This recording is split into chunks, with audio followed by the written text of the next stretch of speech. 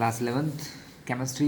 आज हम स्टार्ट करेंगे lesson number 5 the states of matter, gases and liquids. Gases and liquid states हैं। सबसे पहले थोड़ी सी जनरल बात की जाएगी। अभी हमने लास्ट लेसन में बहुत सारा बॉन्डिंग पढ़ के आए हैं, है ना, different type of bonding, orbitals के ओवरलैपिंग, ये सब चीज़ें। तो दो टाइप की टोटल बच्चों बॉन्डिंग होती है। फर्स्ट होती है inter atomic bonding, inter atomic. और सेकेंड टाइप की बॉन्डिंग होती है इंटर मॉलिक्यूलर। ये दोनों चीज़ हम अभी ध्यान से देखेंगे। ये तो हम बहुत डिटेल में पढ़ के आए हैं, एटम्स के बीच में लगने वाली बॉन्डिंग। ठीक है, लेसन 4 में यही था ना, दो एटम्स के बीच की बॉन्डिंग, उनके ऑर्बिटल ओवरलैपिंग, ये सब चीज़ें हम देख के आए हैं, है ना। कोवेलेंट बॉन्ड, आयोनिक बॉन्ड, सारे रूल्स करके आए हैं। ठीक है, तो स्टार्ट करते वीडियो। और अभी भी इस चैनल पर नए हो तो उसको सब्सक्राइब करें, जिससे आने वाले सारे वीडियो आपको मिलते रहेंगे। इंटरमॉलिक्यूलर बॉन्डिंग क्या होती है बच्चों? इंटरमॉलिक्यूलर बॉन्डिंग का मतलब है कोई दो मॉलिक्यूल के बीच में लगने वाला फोर्स। अभी हमने देखा कि HCl जब बॉन्ड बनाता है तो हाइड्रोजन और क्लोरीन के एटम एक दूसरे से जुड़ जाते हैं। हाइड्रोजन और क्लोरीन के एटम एक दूसरे से जुड़ जाते हैं और हाइड्रोजन और क्लोरीन के बीच में बॉन्ड बन जाता है, कोवेलेंट बॉन्ड, जो इन दोनों एटम्स को एक दूसरे के साथ बना के रखता है। ठीक है, जो इन दोनों को एक साथ बना के रखता है। लेकिन आपने देखा होगा कि कोई एक एटम या एक मॉलिक्यूल तो एग्जिस्ट ही नहीं करता है। क्या एक एटम आपको बता बोलें कि एक हाइड्रोजन का एटम निकाल के दिखाइए या क्लोरीन का, तो आप नहीं निकाल पाएंगे, क्योंकि बहुत छोटी क्वांटिटी। उसी टाइप से HCl का क्या एक मॉलिक्यूल आप निकाल सकते हैं? नहीं, क्योंकि इतनी छोटी वैल्यूज़ को आइसोलेट करना, सिंगल करना इम्पॉसिबल है। अभी हम डेली लाइफ में, लैब्स में, सब में बल्क मटेरियल देखते हैं बच्चों। क्या देखते हैं?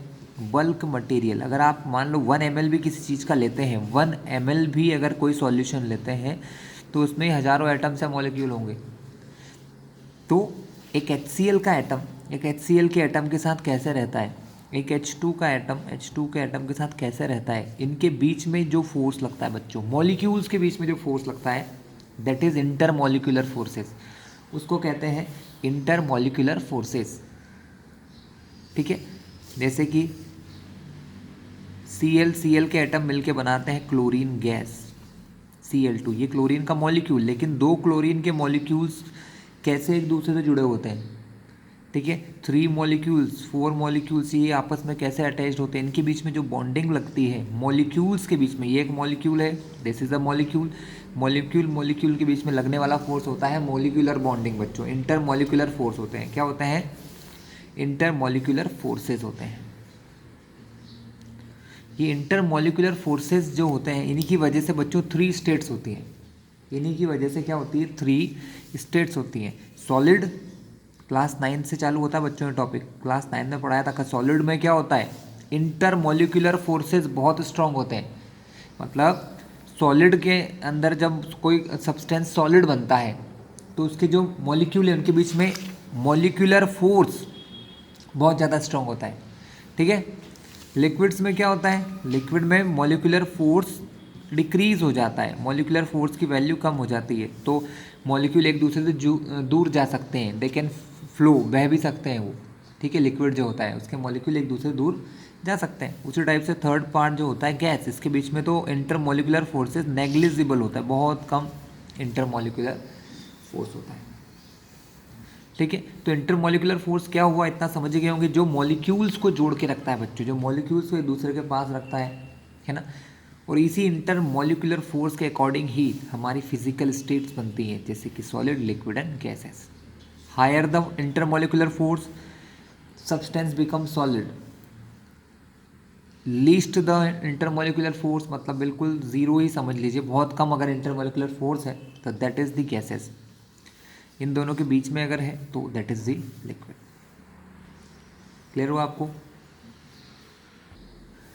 एक टाइप का इंटरमॉलिक्यूलर फोर्स मैंने लास्ट वीडियो में पढ़ाया हुआ, जिसको कहते हैं हाइड्रोजन बॉन्डिंग, है ना बच्चों। हाइड्रोजन बॉन्डिंग नाम का जो टॉपिक है वो हमने लास्ट वीडियो में देखा था, हाइड्रोजन बॉन्डिंग। ये भी एक इंटरमॉलिक्यूलर फोर्स होता है। अगर आपको याद हो, थोड़ा सा मैं बता दूं आपको, एच एफ, इस मॉलिक्यूल का एफ, इस मॉलिक्यूल के एच के बीच में बॉन्ड बन जाता है, जिसको कहते हैं। तो ये भी एक टाइप का इंटरमॉलिक्यूलर है, एक मॉलिक्यूल से दूसरे मॉलिक्यूल में लगने वाला फोर्स। दो मॉलिक्यूल के बीच में लगने वाला फोर्स। तो ये भी एक टाइप का हाइड्रोजन बॉन्डिंग क्या है, एक टाइप का इंटरमॉलिक्यूलर फोर्स है बच्चों। इसको मैंने डिटेल में पढ़ाया है, ये वीडियो बनाया है इससे पहले मैंने डाला था, आप चाहें तो देख सकते हैं। ठीक है, तो ये हाइड्रोजन बॉन्डिंग क्लियर हो गया हमारा, ये तो हम पहले ही देख चुके हैं। तो कौन कौन से टाइप के इंटरमॉलिक्यूलर फोर्स होते हैं बच्चों, उनकी क्या प्रॉपर्टीज़ हैं, ये सब चीज़ें हम डिटेल में देखेंगे, है ना। जनरली बच्चों जो मॉलिक्यूल्स होते हैं दो टाइप के होते हैं, पोलर और नॉन पोलर, है ना। जो पोलर बहुत ज़्यादा होते हैं, पोलर होते हैं, उनके अंदर तो थोड़े स्ट्रॉन्ग फोर्स है। लेकिन जो नॉन पोलर टाइप के फोर्सेस हैं, या इनके बीच में जो एक नॉर्मल सा एक बता दूं आपको, इनके बीच में मॉलिक्यूल्स के बीच में जनरली एक टाइप का फिजिकल फोर्स लगता है जिसको कहा जाता है वंडर वॉल फोर्सेस। ये एक फैमिली है, इसमें बहुत सारे अलग अलग टाइप के फोर्स आते हैं, लेकिन जनरली जब दो मॉलिक्यूल एक दूसरे के पास आते हैं तो उनके बीच में ये वाला फोर्स जरूर एग्जिस्ट करता है, वंडर वॉल फोर्सेस। इस वंडर वॉल फोर्सेस के बहुत सारे टाइप हैं, ये एक साइंटिस्ट के नाम के ऊपर है जिन्होंने डिस्कवर किया था, है ना।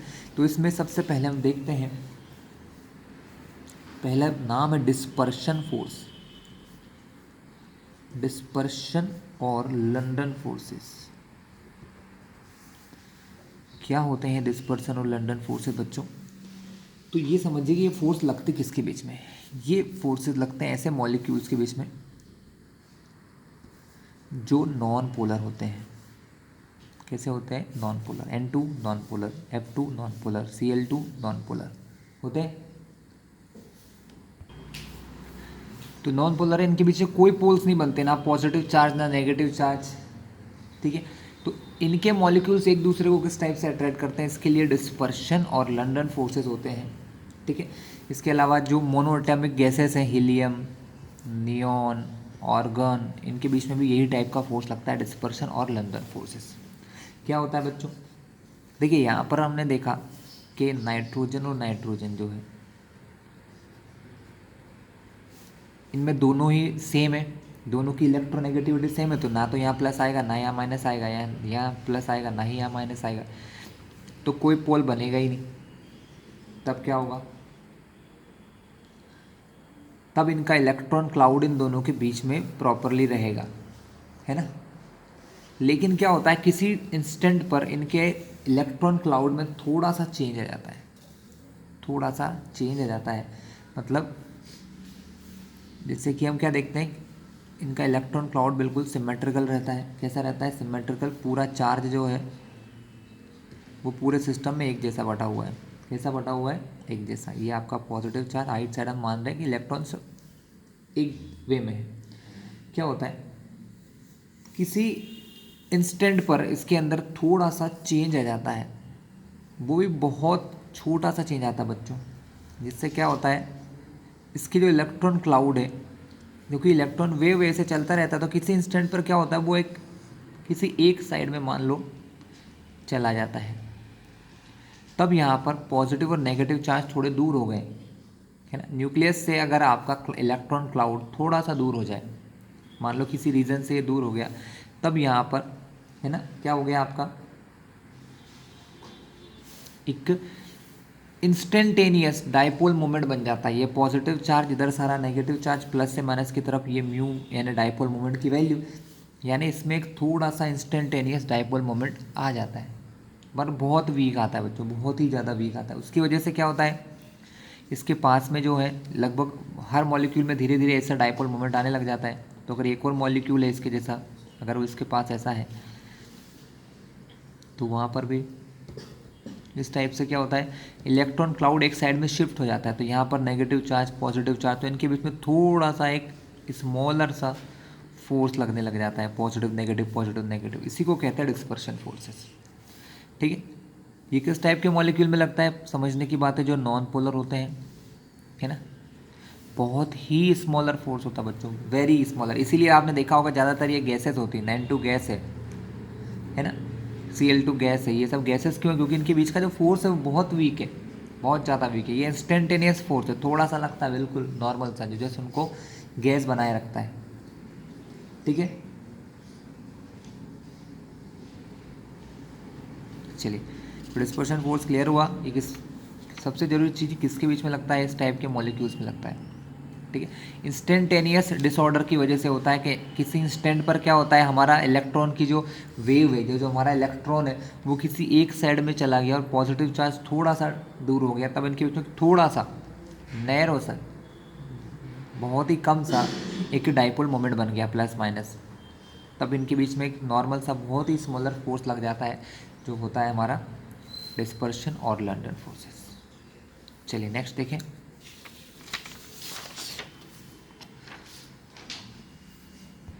कुछ इसकी प्रॉपर्टी भी देख लेते हैं बच्चों। ये जो फोर्स होता है सबसे वीकेस्ट माना जाता है, London forces is the weakest force, है ना। और जितना ज़्यादा मॉलिक्यूल का साइज़ बड़ा होता जाएगा, मतलब न्यूक्लियस के बीच की डिस्टेंस जितनी ज़्यादा होती जाएंगी, है ना, फोर्स उतना ही रिड्यूस होता जाएगा। तो ये माना जाता है कि ये जो फोर्स है ये रेडियस की पावर 6 के इन्वर्सली प्रोपोर्शनल होता है, 1/r⁶ के प्रोपोर्शनल होता है ना। कौन सा फोर्स? डिस्पर्सन फोर्स जो है हमारा, डिस्पर्शन फोर्स 1/r⁶ के प्रोपोर्शनल होता है। आर जितनी ज़्यादा बढ़ती जाएगी, मतलब मॉलिक्यूल का साइज़ जितना बड़ा होता जाएगा, उतना ही इस पर डिपेंडेंसी। तो हम कुछ फैक्टर देख लेते हैं कि किन किन चीज़ों पर डिपेंड करता है। फैक्टर अफेक्टिंग डिस्पर्शन और लंदन फोर्सेस किन किन चीज़ों पर डिपेंड करता है, हम उनके बारे में बात करते हैं। सबसे पहला molecular mass and molecular size. Molecular mass and molecular size.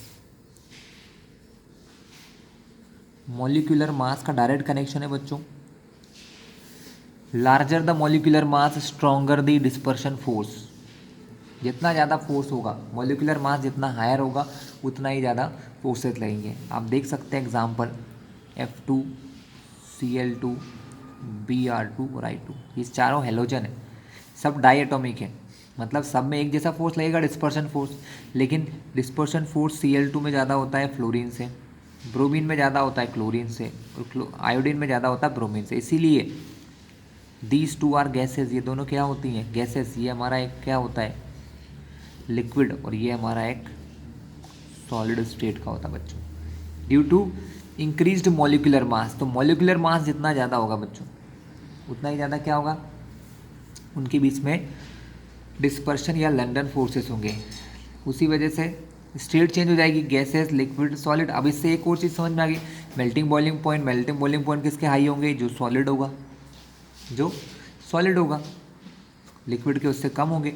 तो मॉलिक्यूलर मास बढ़ेगा तो डिस्पर्शन फोर्सेस की वैल्यू बढ़ जाएगी, तो सॉलिड की तरफ मूव करती है चीज़ें, जिससे मेल्टिंग बॉइलिंग पॉइंट इंक्रीज हो जाते हैं।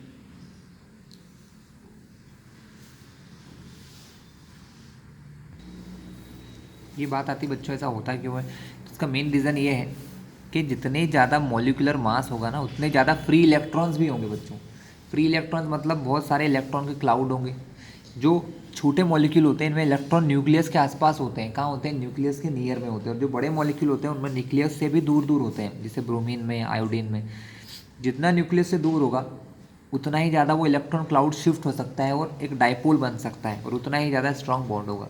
तो इसका रीज़न क्या हो सकता है कि larger the molecular mass, more number of free electron is available. ज़्यादा फ्री इलेक्ट्रॉन अवेलेबल होंगे तो वो इलेक्ट्रॉन क्लाउड को हम लोग ज़्यादा शिफ्ट कर सकते हैं, तो एक अच्छा डाइपोल बन सकता है बड़े मॉलिक्यूल में as compare to smaller molecule.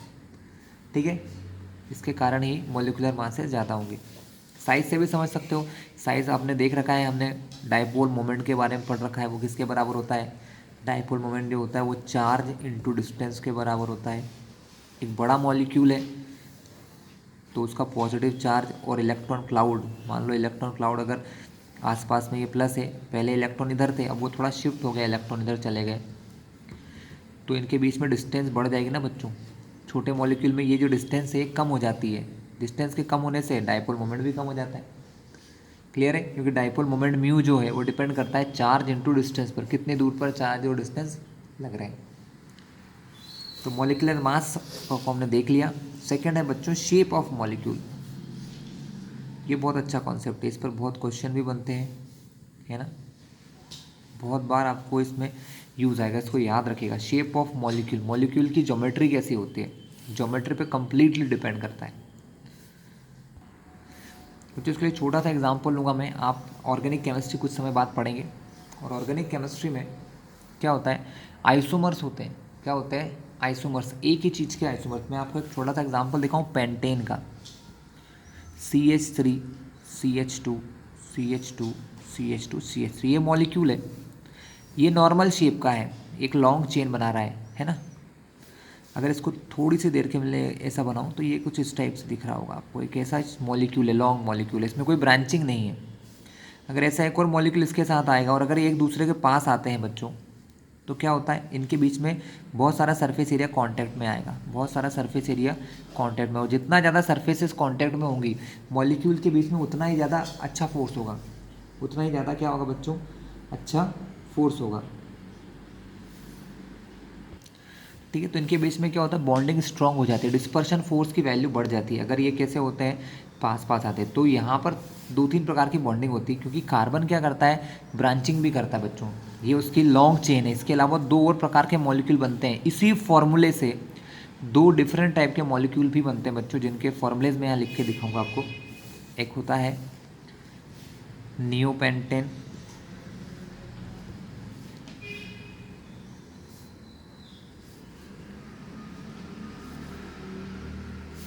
अब यहाँ क्या हो रहा है बच्चों, ब्रांचिंग हो गई है, तो सरफेस एरिया थोड़ा कॉम्पैक्ट हो जाता है, थोड़ा सा रुक जाता है ना, मतलब जो इतना लॉन्ग था अब वो थोड़ा छोटा हो जाएगा, देखा जाए तो ये कैसा हो जाएगा, थोड़ा सा स्मॉलर सा हो जाएगा, है ना। सरफेस एरिया कम हो रहा है ना, कॉम्पैक्टनेस आ गई है, कॉम्पैक्टनेस आने से क्या हो रहा है, पास पास आने से क्या हो रहा है, सरफेस एरिया डिक्रीज हो रहा है बच्चों। सरफेस एरिया डिक्रीज होगा ना, तो हमारे डिस्पर्शन फोर्सेस की वैल्यू और कम हो जाएगी। और एक फॉर्मूला, इसी का एक और फॉर्मूला बनता है CH3C CH3C CH3 CH3, इसको कहा जाता है नियोपेंटेन। क्या कहते हैं, नियोपेंटेन।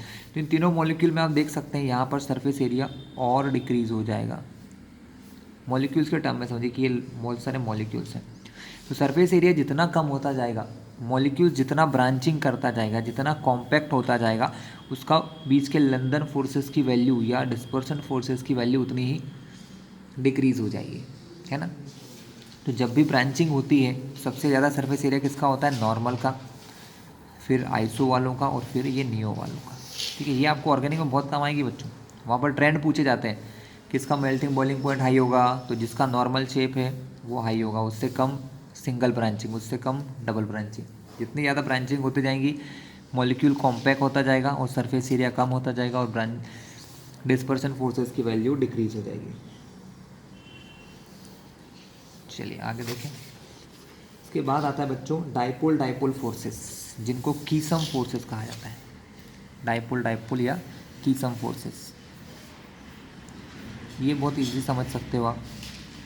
ये पोलर मॉलिक्यूल के लिए होता है, जिसके अंदर अपना खुद का एक परमानेंट डाइपोल होता है ना। इसको कीसम फोर्सेस भी कहा जाता है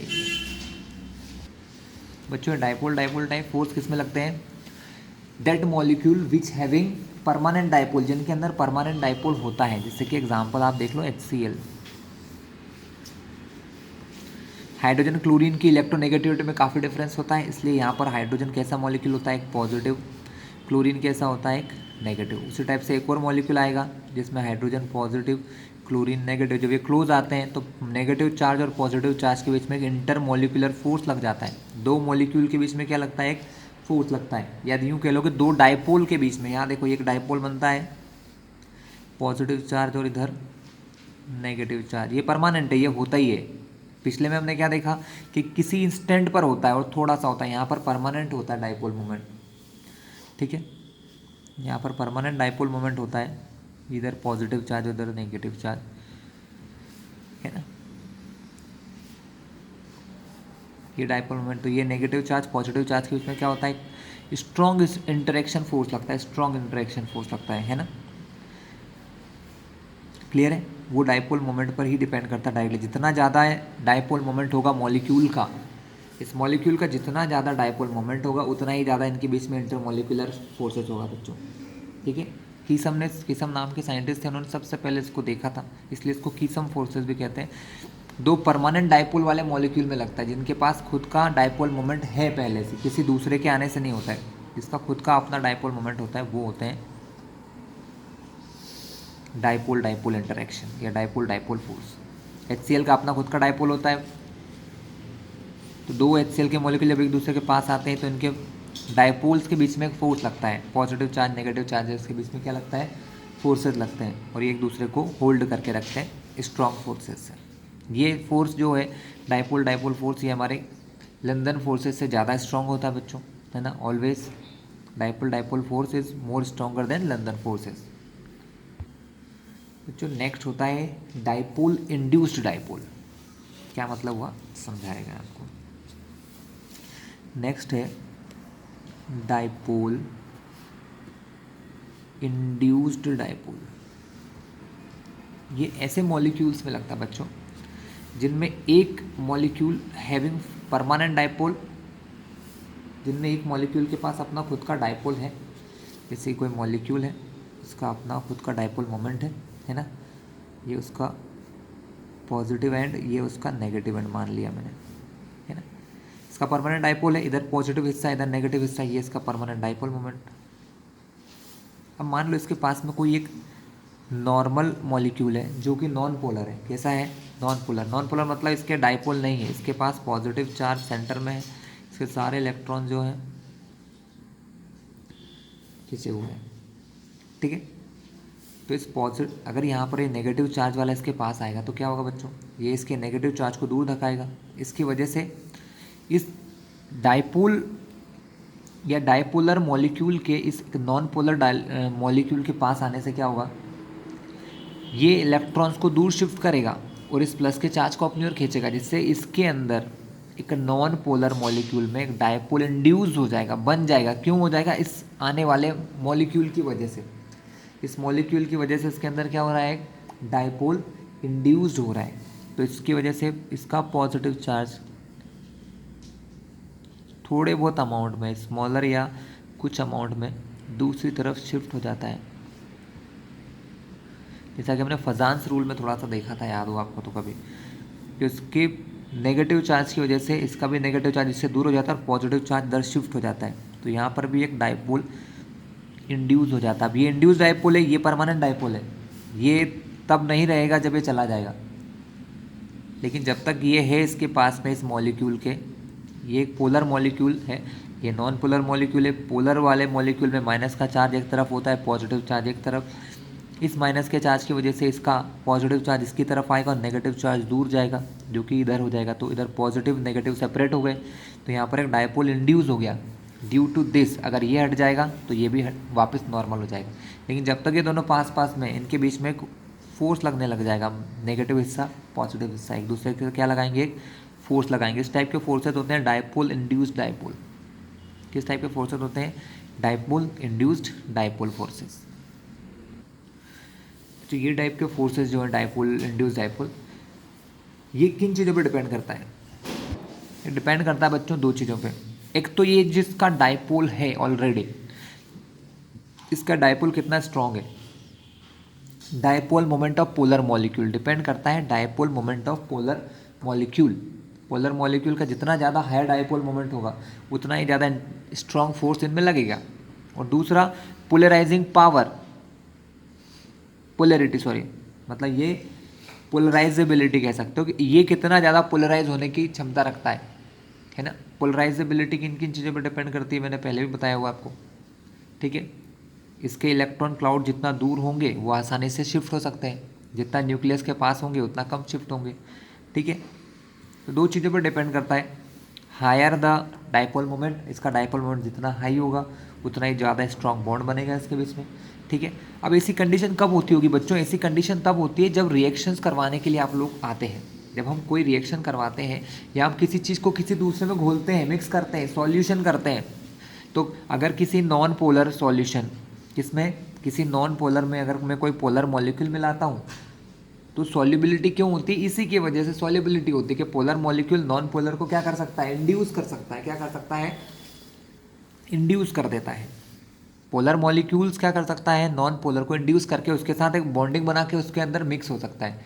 ये आपको सॉल्युबिलिटी में सबसे बेस्ट एग्जांपल समझ में आएगा कि कोई मॉलिक्यूल है ना, दोनों एक दूसरे में सॉल्युबल क्यों होते हैं, क्योंकि एक अगर मान लो नॉन पोलर है तो पोलर वाले को क्या कर सकता है, सॉरी एक पोलर है वो नॉन पोलर को इंड्यूस कर सकता है और उसके साथ बॉन्ड बनाकर उसमें घुल सकता है, डिजोल्व हो सकता है, सॉल्यूबल हो सकता है, ठीक है, ये काम आता है dipole induced dipole.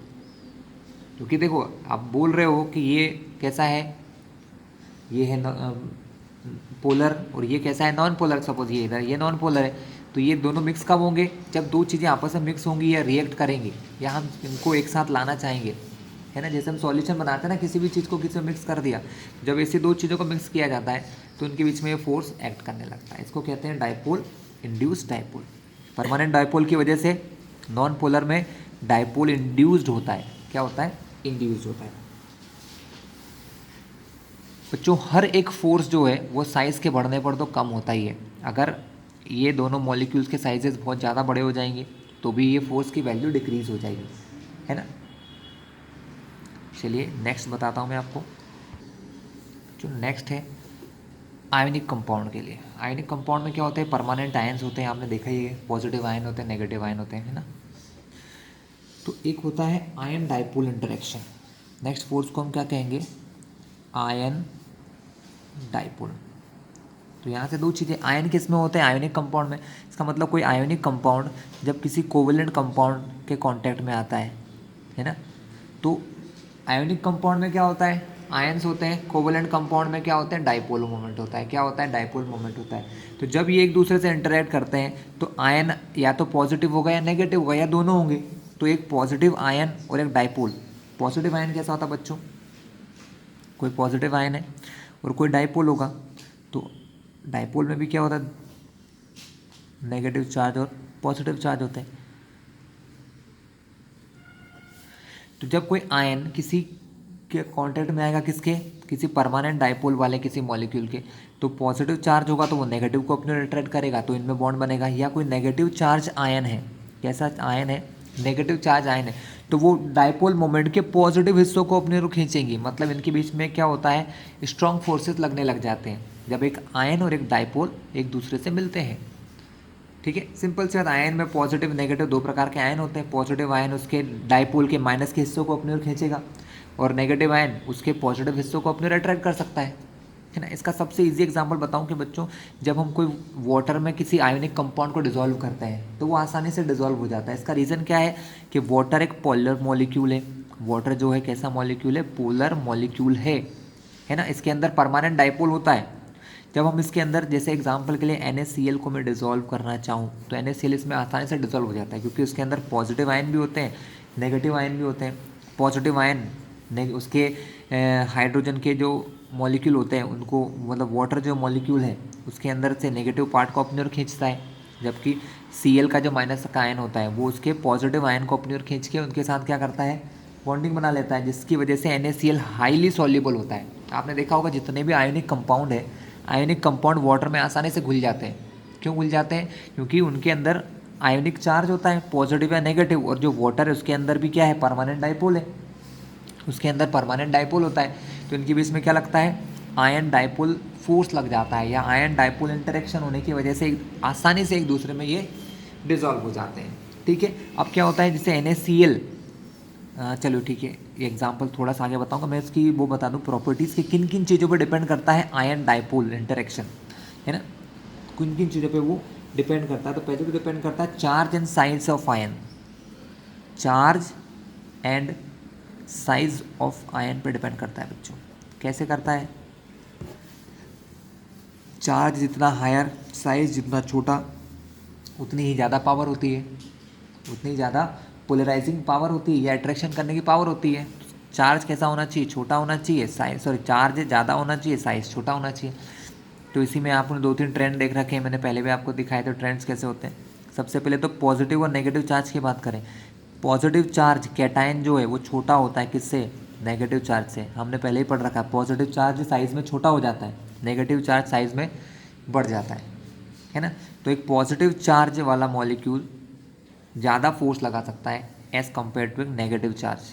Negative charge का आयन कम फोर्स लगाता है पॉजिटिव चार्ज से, लेकिन डिपेंड इस पर चीज़ पर भी करता है कि साइज़ कैसा है, साइज़ पर भी डिपेंड करता है बच्चों, है ना। तो cation can exert more force than a anion. Cation anion से ज़्यादा फोर्स लगा सकता है अगर उनके साइज़ एक जैसे हैं, तो अगर बराबर साइज़ के हैं, है ना, तो चार्ज जिस पे ज़्यादा हो वो ज़्यादा कर सकता है।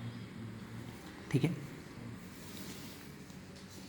चलिए, तो हम यहाँ थे कि NaCl वाटर में कैसे मिक्स हो जाता है, कैसे घुल जाता है, कैसे डिजॉल्व हो जाता है, तो ये चीज़ हम अब देखेंगे कैसे डिजॉल्व हो जाता है बच्चों।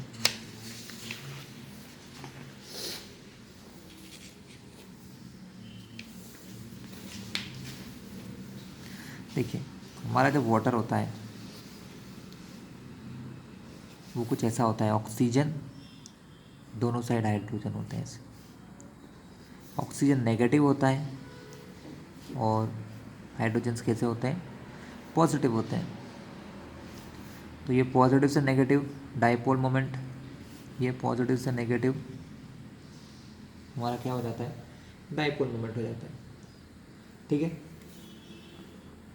तो जब भी कोई नाइट्रोजन का एटम आता है, मतलब NaCl का Na आता है, तो वो इस एरिया पर अटैक करता है या इधर इससे इंटरेक्ट करता है।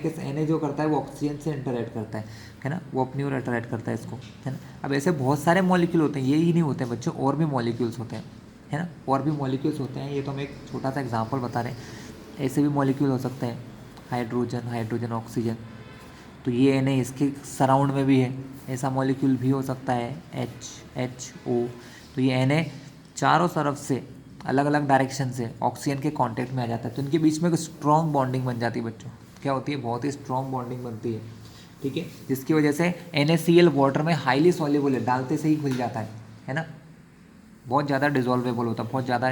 लेकिन जब भी आप देखेंगे ना बच्चों ऐसा होता है तो एक एनर्जी निकलती है, क्योंकि स्ट्रॉन्ग बॉन्ड बन रहा है तो एनर्जी निकलेगी। हमने हमेशा देखा है बॉन्ड बनता है तो एनर्जी रिलीज होती है। तो यहाँ पर जो एनर्जी रिलीज होती है वाटर में किसी चीज़ को मिक्स करने पर, अगर वो डिजॉल्व होता है तो वहाँ से एनर्जी निकलती है, इसको कहते हैं हाइड्रेशन एनर्जी। क्या कहते हैं, हाइड्रेशन एनर्जी कहते हैं, जो इसको डिजॉल्व करने में या डिजॉल्व होने में बहुत हेल्प करती है बच्चों। ठीक है, ये क्लियर हो गया आपको। एक लास्ट और देख लेते हैं, जिसको कहते हैं ion induced dipole. Ion induced dipole, ion induced dipole. एक और चीज़ बता दूं मैं आपको ऊपर वाले के लिए, आपने देखा होगा कि जनरली जो आयोनिक कंपाउंड है वो वाटर में आसानी से घुल जाते हैं, लेकिन जो ऑर्गेनिक कंपाउंड होते हैं वो वाटर में नहीं घुलते हैं। उसका रीज़न यही है कि ऑर्गेनिक कंपाउंड में आयन नहीं होते हैं, उसमें आयन्स नहीं होते हैं, तो वो वाटर के साथ ज़्यादा अच्छा बॉन्ड नहीं बना पाते हैं, इसलिए थोड़े से एक्सटेंड में डिजॉल्व हो जाते हैं। ठीक है, इसीलिए ज़्यादा डिजॉल्व नहीं हो पाते, लेकिन आयोनिक कंपाउंड बहुत ज़्यादा इसीलिए डिजॉल्व होते हैं। ठीक है, हाइड्रेशन एनर्जी जो है आयोनिक कंपाउंड की हाई होती है, जबकि कोवेलेंट की कम होती है ना। इससे छोटे मोटे क्वेश्चन बन जाते हैं। आयन इंड्यूस्ड डाइपोल मतलब अगर कोई नॉन पोलर मॉलिक्यूल है, नॉन पोलर मॉलिक्यूल है, उसके सराउंडिंग में कोई आयन आ जाए बच्चों, कोई आयन किसी नॉन पोलर मॉलिक्यूल के पास आ जाए, तो आयन क्या कर सकता है, पॉजिटिव आयन होगा या नेगेटिव आयन होगा, वो दोनों ही किसी,